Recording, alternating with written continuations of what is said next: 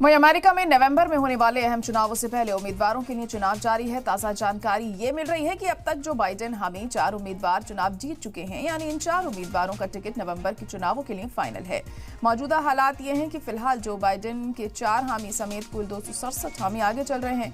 वहीं Donald Trump की बात करें तो उनके 273 उम्मीदवार अपनी अपनी सीटों पर आगे चल रहे हैं। यानी अब तक की जो तस्वीर सामने आई है वो बता रही है कि अहम मुकाबला इन दो के बीच ही होने वाला है।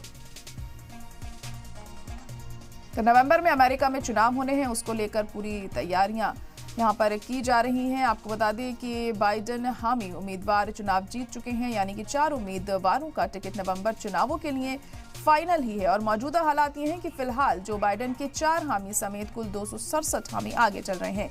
वहीं डोनाल्ड ट्रंप की बात करें तो उनके 273 उम्मीदवार अपनी अपनी सीटों पर आगे चल रहे हैं। यानी अब तक की जो तस्वीर निकलकर सामने आई है वो बता रही है कि अहम मुकाबला इन दो के बीच ही होने वाला है। तो नवंबर में देखना होगा कि आखिर क्या हालात बनते हैं, चुनावों में जीत किसकी होती है, क्योंकि दोनों ही तरफ से लगातार कोशिशें जारी हैं जीत हासिल करने की।